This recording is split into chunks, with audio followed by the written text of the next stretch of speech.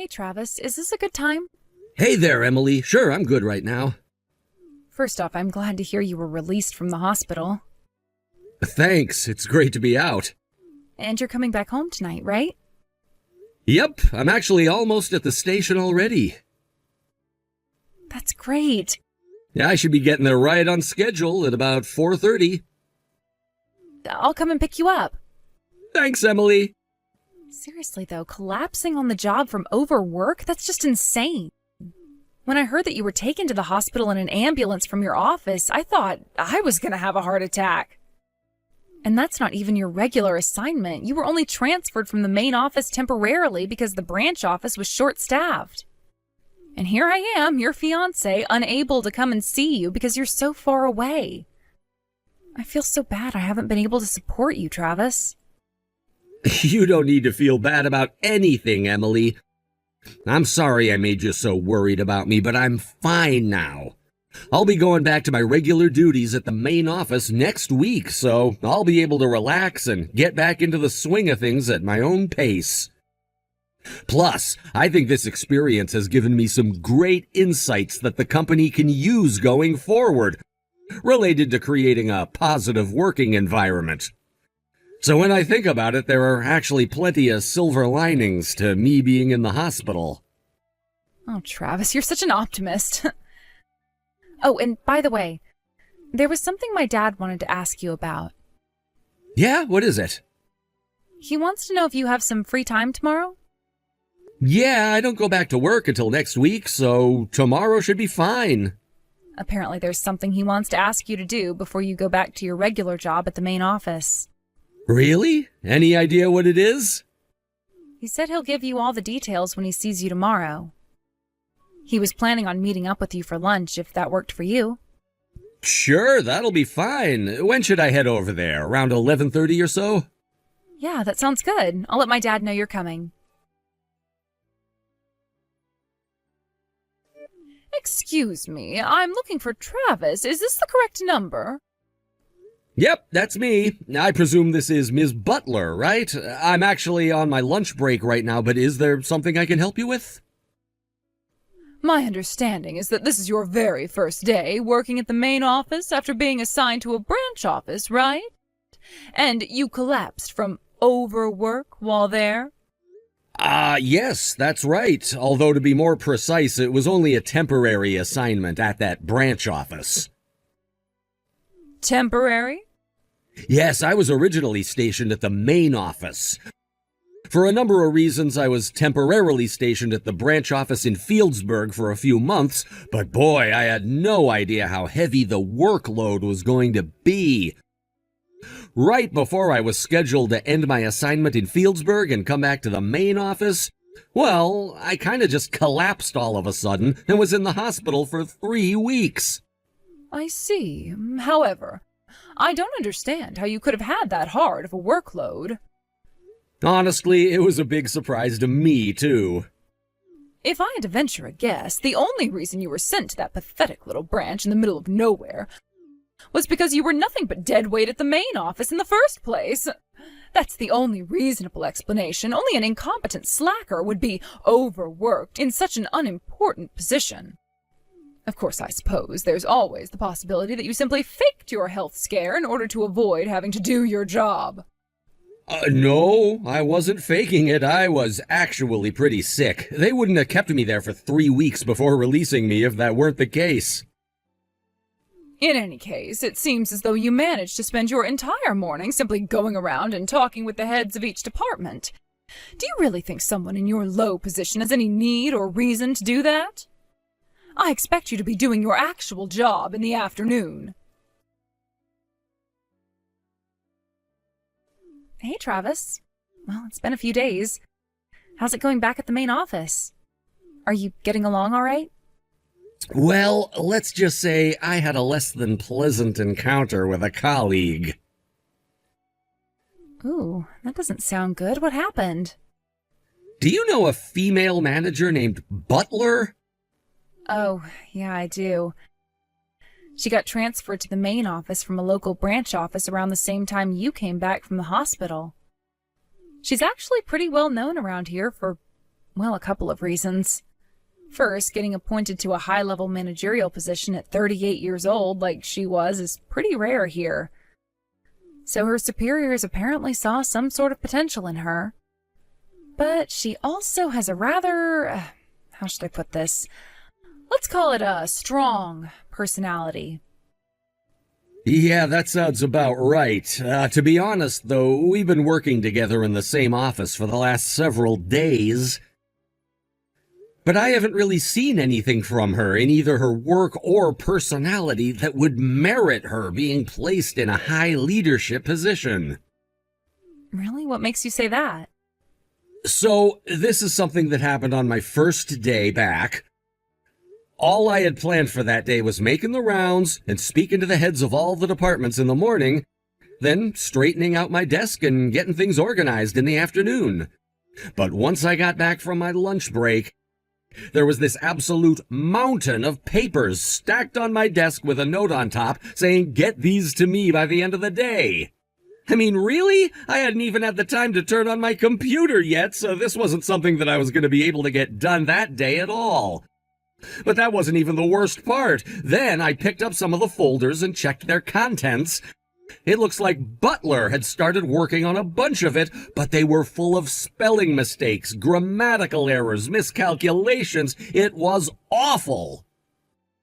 Yikes, that's not good. And the other people in the department were pretending to be working intently on one thing or another, but they weren't actually getting much done. It's like they were putting on a show. Now that you mention it, I did hear a rumor about your department.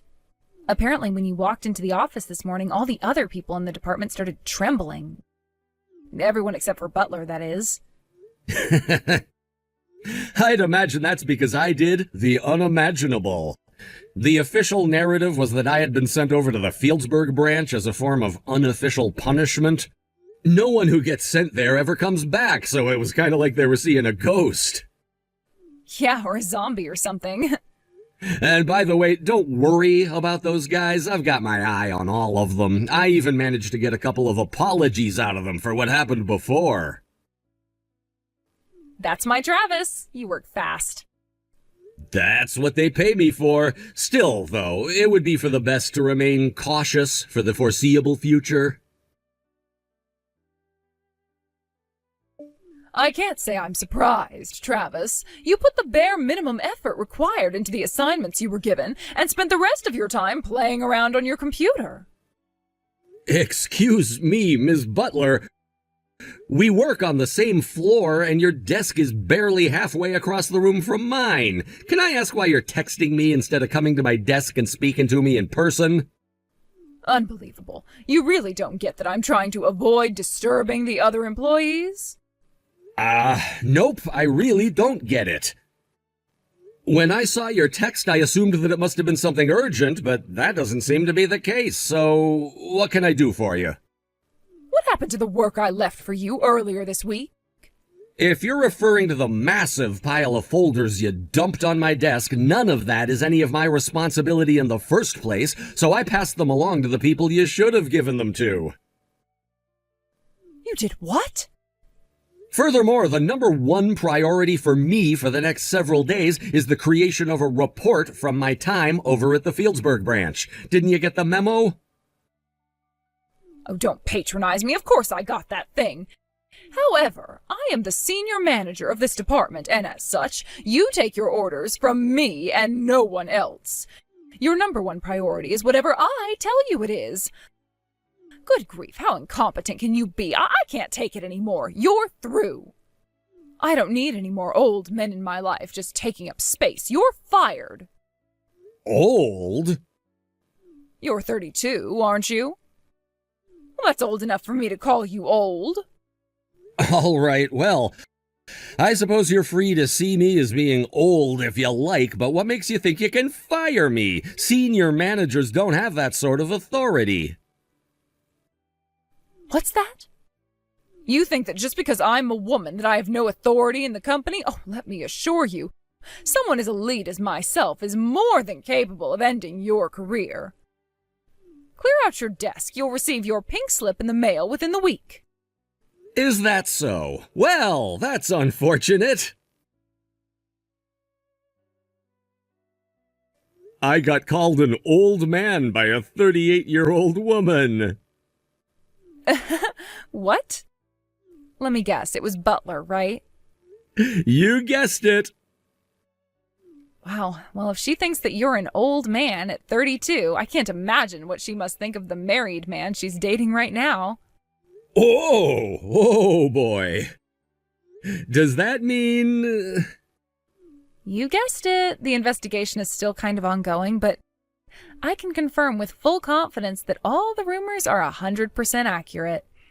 Well, looks like we have all we need. All that we need and more. Then I suppose it's time to make our move. Oh, this is getting really exciting. Travis, what's the meaning of this? You've got a lot of explaining to do. I told the HR director to process your termination, but when I opened an envelope sent to me from his desk today, I wasn't expecting your pink slip. It was mine? Why do you seem so surprised? The fact that you're texting me to complain about this right now would imply that you've at least seen the recent HR department announcement. Well, yes, I saw it, but it doesn't make any sense.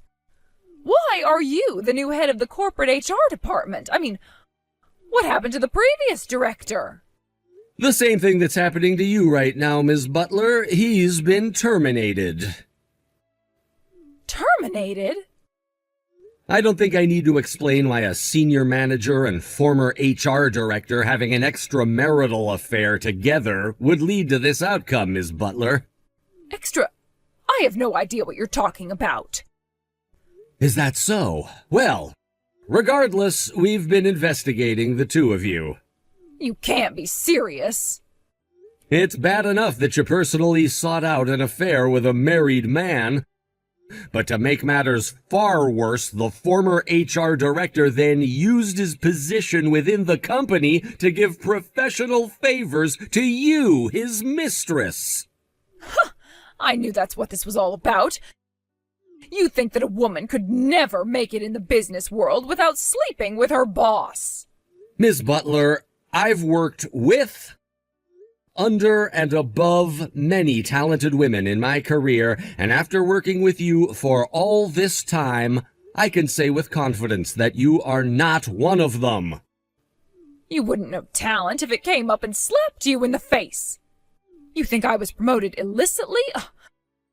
Well, what about yourself? How did a low-level employee like yourself all of a sudden get promoted to HR director? Which one of your bosses are you sleeping with, I was an assistant director before, so I was already just one promotion away from the position. You were the assistant HR director at your age? I skipped college and started working right after high school, so I have a substantial leg up on people in my age group in years of experience. It also probably has something to do with the fact that I've been with this company since it was founded. You joined this company straight out of high school? Yep. My family's circumstances made it difficult for me to go to college, so I'd already planned on not going. With a bit of luck, I managed to earn the respect of the current company president, so he brought me into the company, and, well, the rest is history. Hold on just 1 minute. If you were really such a promising employee, then why on earth were you shipped off to the Fieldsburg branch? Everyone knows that's where the company sends all the people who they can't fire to keep the damage they cause to a minimum. Think about it, everyone calls it the graveyard branch. Once you go there, you never come back. They just wait for you to retire or quit, whichever comes first.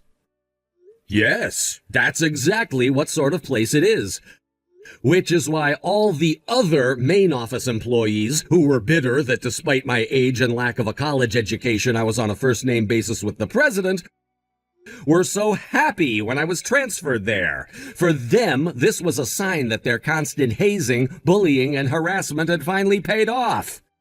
I can imagine their shock when I became the first employee in the company's history to return to the main office from the graveyard branch. How? What sort of trick did you pull to make that happen? It's true that the Fieldsburg branch has been treated as the end of the line for tenured employees that the company doesn't know what to do with, and that reputation is precisely why I was sent over there. The board of directors has been working on a plan to turn the Fieldsburg branch from a liability to an asset for years, and they came up with the idea to send me over there to work on ongoing employee training and working environment improvement. It took a lot of time and effort, but after a few months I managed to finally make some tangible positive changes there. And when I say a lot of effort, I mean a lot of effort. So much so that by the end of my time there, I was so exhausted that I ended up having a health episode that took me 3 whole weeks to recover from. So, while my return was delayed by that slightly, I finally succeeded in my mission and have made my pre-planned return to the main office. But I didn't hear anything about that initiative. Oh, and by the way, when I came back to work, the company president made a special request of me. From the president himself? First, it was to find out whether the rumors of you having an affair with the former HR director were true, and once that was confirmed, to investigate whether your mysteriously rapid rise through the ranks to senior manager was a result of that affair.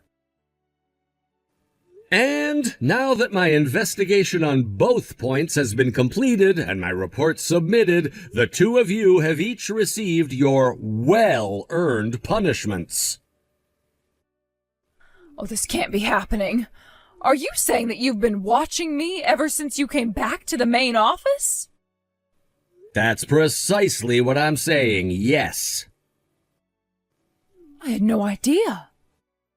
And with that, I've said all I had to say, and since you seem to have finally come to understand the situation, I'll go ahead and take my leave here. Enjoy the rest of your day, Ms. Butler.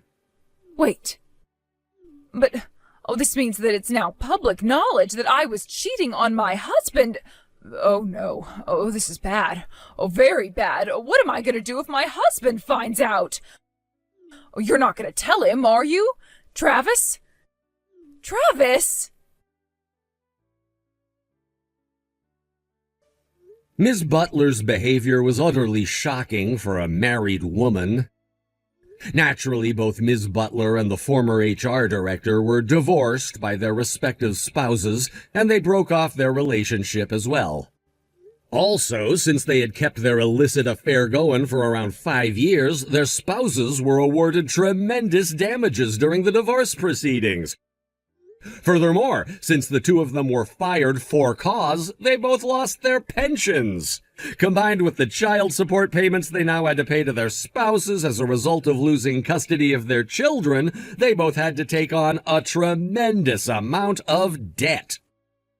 Word of their actions spread through the region, making it impossible for either of them to find a new job at the same pay grade they were at before. They had no choice but to take hourly wage positions at local businesses. This was the event that sparked the great spring cleaning of the company by the father of my fiancée, the company's president. What's more, he's been telling me lately that he wants to pass the reins of the company on to me after he retires. It really is an honor to have him think so highly of me. I had nothing when he brought me into the company, and now I have a home, a family, and a future secured, all thanks to him. I intend to work as hard as I can to live up to his high expectations. Cassidy, you're all ready to go, right? Yes, I am, Marco. Well, I guess you could say that I'm ready, at least. What do you mean? Hey, are you really wanting to live stream our wedding to everyone that'll be watching online? I wonder if it's too late for you to cancel all of that now. What? What's going on with you? We've already come this far with all the preparations, and now you're wanting to back out? I've already read through so many of the comments from everyone online saying they've been looking forward to this wedding for a long time now. We have a schedule to respect now, and that means we have to live stream this wedding to everyone. Too late to back out of that now. Actually, when it comes to all your live streaming and such, you didn't really tell me about doing it during our wedding until after you told all of your viewers, right? Had you told me before doing that, then I would have for sure said no to it. And out of some of your viewers, Jackson will be coming and watching this wedding in person, right? But you happen to know him better than a lot of the others, right? But this will be the first time I have to see him. What? Does that mean you actually haven't met with Jackson before and today will be your first time ever seeing him? I only know about the things you've told me about him. And all of these viewers and friends of yours are all pretty much new to me because you never really even talked about your live streaming much. Is that right? Then this will become the perfect chance for you to get to know him, all right? Huh? Anyhow, having to cancel the live stream and everything at a time like this is impossible for me. I've advertised all of this to all my viewers on all my social media and everything already. You advertised all of this? Is our wedding really going to become that big of a deal to all your viewers? And you never even asked me about this before. They're all going to be cheering and celebrating us with all their energy, so what's the problem?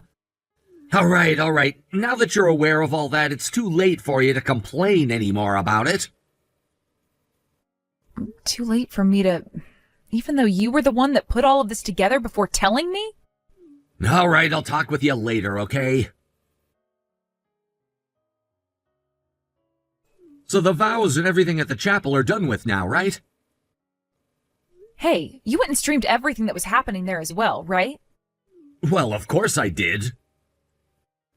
And you're going to continue to do that for the party and everything, right? If anything, the dance and the party and everything are the main part of this wedding. A lot of my friends here don't actually want to be on camera or anything for your live stream, so I've told all of them to be careful and keep their face covered when you come around. I see. So those are the types of friends you have then, huh? I don't think it's only my friends who think that, though. I would like to talk with your friends holding the cameras and ask them to be more careful around the guests here today and to try and only focus on us so that they don't show people who don't want to be on camera. Understood. I'll go and let Jackson know about that right now. And to be honest, I don't really want to be on camera either. Well, we can't do anything about that, though. Today is about you and me, and that means that you'll always be around me and have to be on camera. So stop being so selfish, please. Huh? You're going to call what I'm asking right now selfish of me? Hey, Jackson? Right now y'all are taking a break from doing the live stream and put the camera down, right? Do you have a second to chat? Hey, what's up, Marco? The next time we'll have the cameras rolling is when you're out partying and dancing and all that. What'd you want to talk about now? My wife is continuing to complain about all of this. Huh? What's she whining about this time, man? She's told me that a lot of her guests don't really like to be on camera and all that, and that she wants us to refrain from shooting their faces. I know the ones you're talking about. I already was trying to get them to come on camera, but they all started to put their masks on and walked away. It's not like they look good or anything, so they need to stop acting all embarrassed like that. Well, it's not just those friends of hers, though, but a lot of the other guests don't really want to have their faces shown either.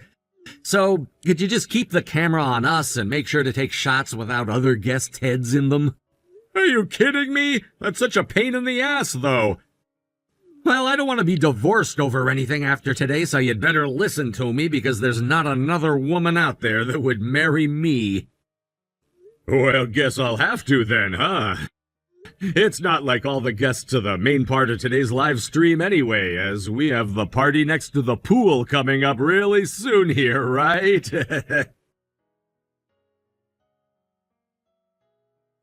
Marco, are you able to have a look at your phone right now? Yeah, but I won't be able to text you for very long. What's up? All right. Soon here I'm gonna make sure to follow Cassidy from pretty close behind her. Oh, it's about that time, isn't it?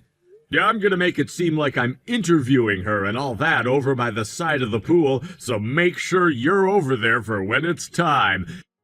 And make sure that she doesn't notice a single thing is up when you come. Roger that.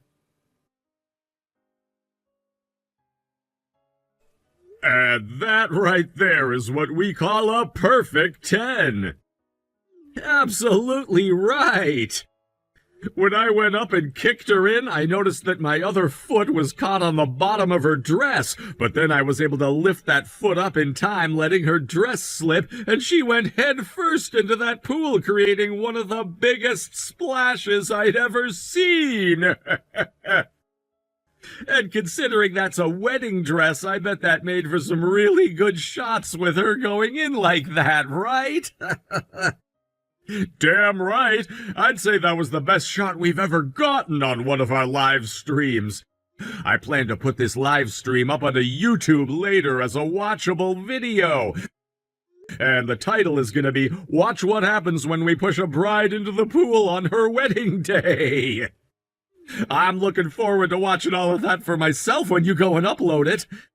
Now that we got all that out of the way, where is today's bride at?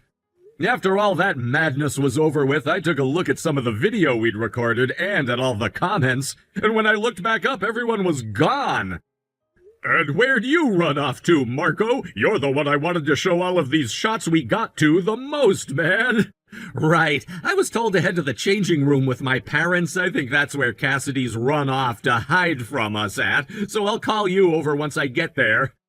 We have to get back to the party and everything after all. By the way, Marco, doesn't it sound like some police sirens or something are starting to get closer to here? Oh, I just had a look out the window of this place, and there's an ambulance pulling into the parking lot now. Hey, Cassidy? Are you kidding me right now, calling an ambulance to the wedding like that? Now you're just making a big deal out of nothing at all by getting those EMTs involved with our wedding today. You must be one narrow-minded woman to be getting that upset over something like getting kicked into the pool on your wedding day.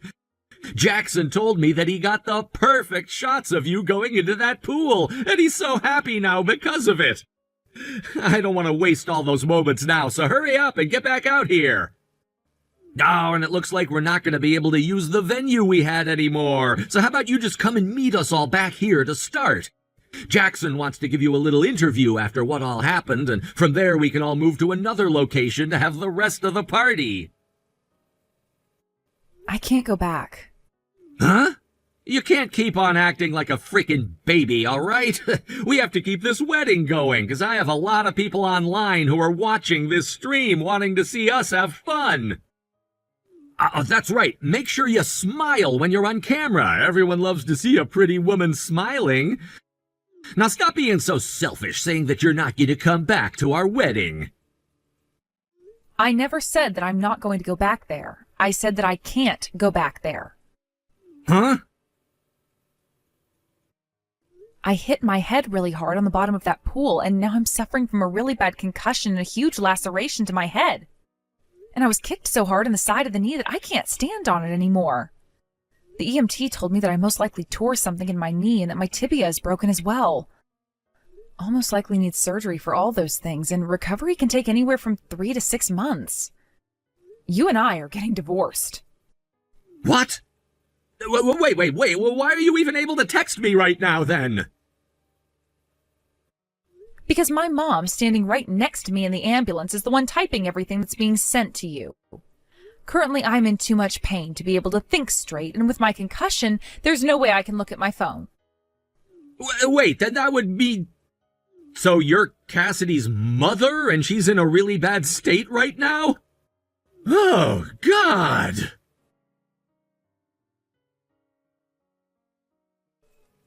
Cassidy, please, hey, please just stop thinking about getting this divorce, all right? And I'll apologize to you for everything Jackson did that day when he got too carried away with that live stream. I already handed in the divorce papers to the courthouse. What? And you're not apologizing for anything he did because you also have yourself to blame for that. Ah! Why do you think I'm to blame for all of that? Because there was someone watching that live stream you had put on that day, and they happened to be my friend. And what she told me is all she could see from what you guys were streaming is you and your buddy Jackson there working together to send me into that pool. Jackson also went and showed the viewers all of the comments you and him were making back and forth about doing that to me over text. So there's no way you're going to run away from that. I'm going to tell the police about this as well, claiming you both assaulted me. And that means you both will be paying me a settlement to cover all these medical costs and more. Hold on a second, please. I never meant for any of that to happen to you. I don't give a damn if you meant for any of that to happen to me or not. The fact that you even had the nerve to do something like that to your wife on your wedding day in a pool that was only a foot deep is why I'm done with your ass. No way, Cassidy. This is all common sense as well, but you're going to be paying for the whole entire wedding, too. What? Does that mean... How much does that mean I'll be paying in total? All of those prices will be coming to you in the mail tomorrow, so you can have a look with your own eyes at the cost of pushing your own wife into a shallow pool on her wedding day, and learn the cost of being a complete and utter dickhead. Well, if I had to say how much I think you'll be paying, look forward to around $300,000. Are you kidding me? No freaking way! Jackson, all because of you, I'm gonna be getting divorced from Cassidy now. And what makes matters worse is that she's asking for an extremely high amount of money from me in a settlement. Both of my parents told me that once all of this has been taken care of, they are both gonna be disowning me from their family. Why the hell did you do this to me? Shut the hell up, you bitch! Right now is not the time for you to be whining about all of that petty crap! Huh? Listen, you asshole, you just went and put my life into ruins and you're just gonna tell me to shut up? What the actual hell is wrong with you? That live stream we did has become a very major problem for us. What? I knew something like that wouldn't be good to keep online, and so I deleted the YouTube video and the stream. But it seems like one of the viewers ended up screen recording the whole live stream and uploaded it on their account. I knew that it would be going all over social media, and in order to try and stop that, I went way too far with some things. And now things have only become worse for us. Huh? I know that a lot of people online know about where you live and where you work, yet nothing bad has happened to you yet?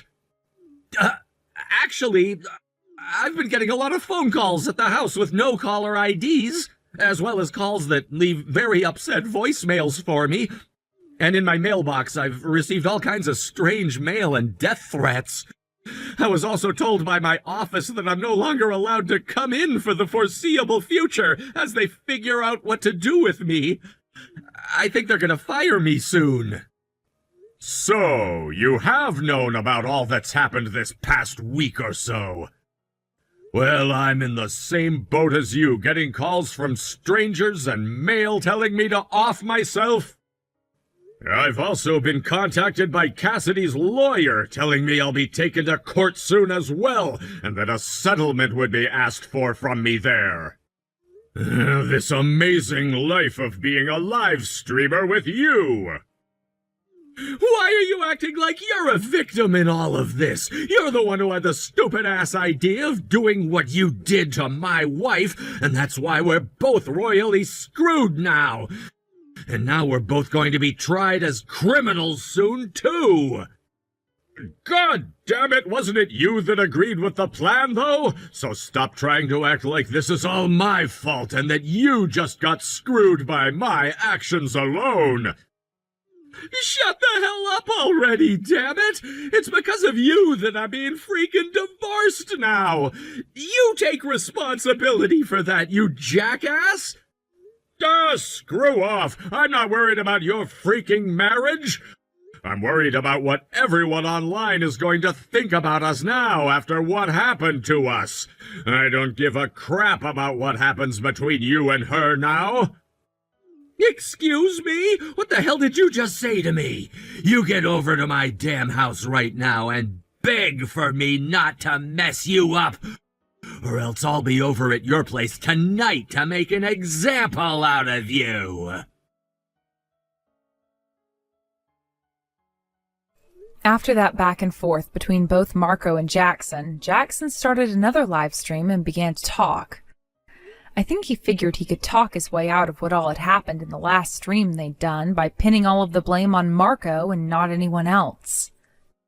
And, well, all he really did was make himself look like the dumbass of all dumbasses. Soon Marco broke into his place through the window, and they both began to get into a scuffle on the floor of his living room, only to stop punching one another when they heard police sirens approaching. But before either one of them could run, the back door could be heard opening up, and 3 officers came into the room and told them to lay on the ground. Marco did just that, but Jackson made a break for it out the broken window, but before he could, he got tasered. And so did Marco, causing them both to freak out and one of them to topple over the camera. The camera then broke, and that was the end of their final live stream. They both would be taken to court where they would be charged with assault. Marco would be charged with breaking and entering, and Jackson would be charged with attempting to run from the police. As they went through their trials, their parents went ahead and paid all their settlements to me, and I could finally forget about them entirely. I'm so happy that I was able to end things with Marco when I could, and now I can just focus on my long recovery, and then use whatever money remains from the settlements to take some time to relax. Thank you for watching and listening. We hope you enjoyed the video. Don't forget to like this video and subscribe. Also, feel free to leave a comment about what you thought of the story. We look forward to seeing you at the next story.